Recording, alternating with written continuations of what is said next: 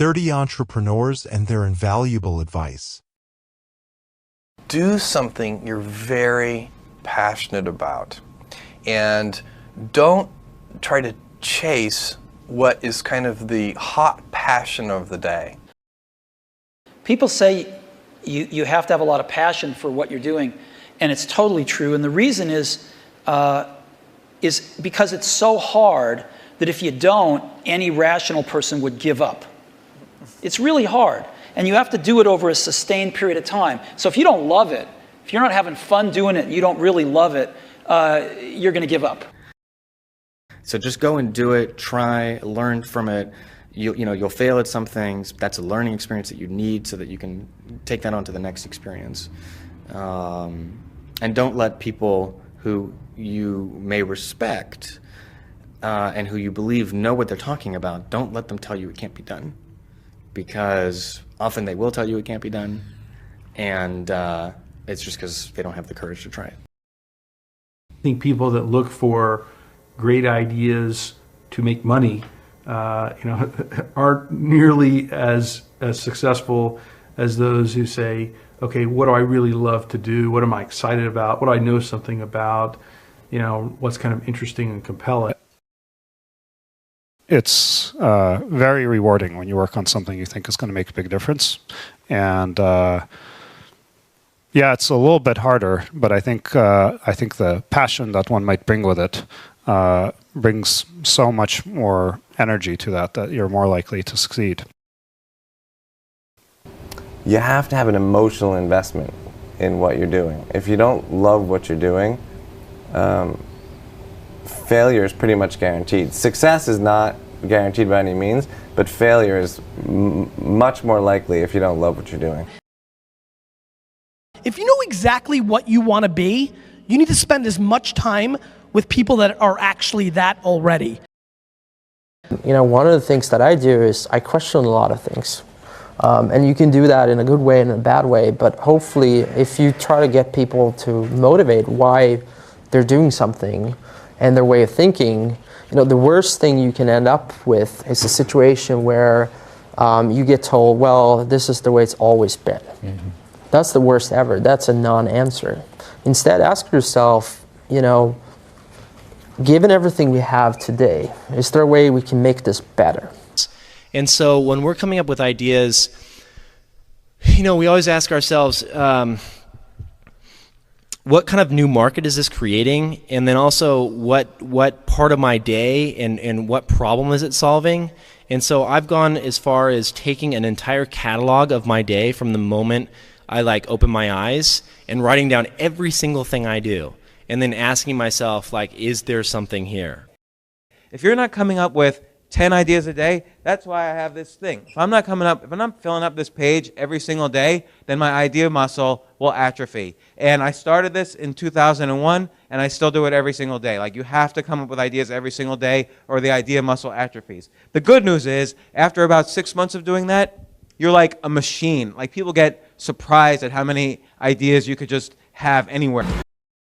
But understand that naturally nobody is interested in your idea. The world could care less, and you have to persuade them, and you have to show that you're the one person out there that can do it.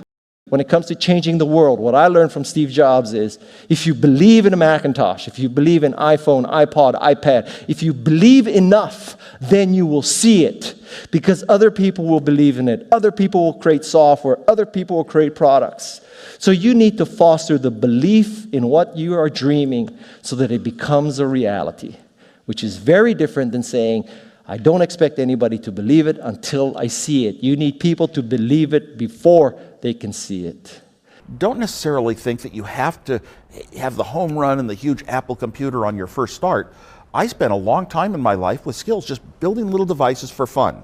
For fun is one of the key things, because that drives you to think and think and think and make it better and better and better than you ever would if you're doing it for a company. Build things at first for yourself that you would want.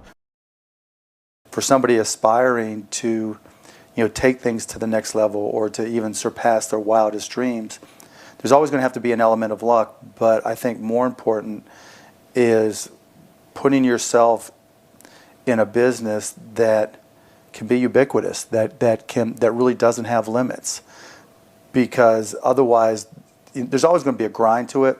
But if the business, if it can't be something that you can visualize every business using or every consumer using, it's going to be tough to scale to be big enough or to have the perceived value.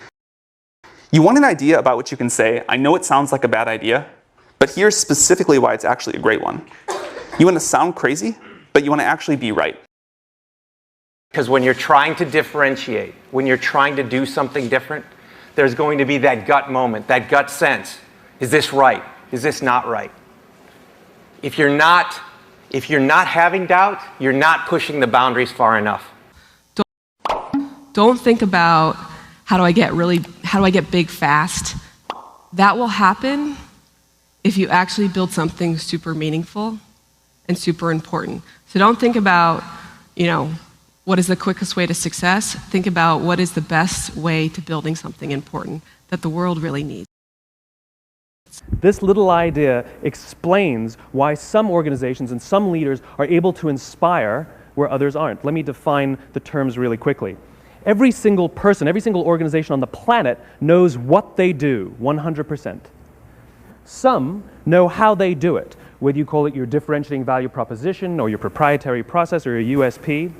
But very, very few people or organizations know why they do what they do. And by why, I don't mean to make a profit.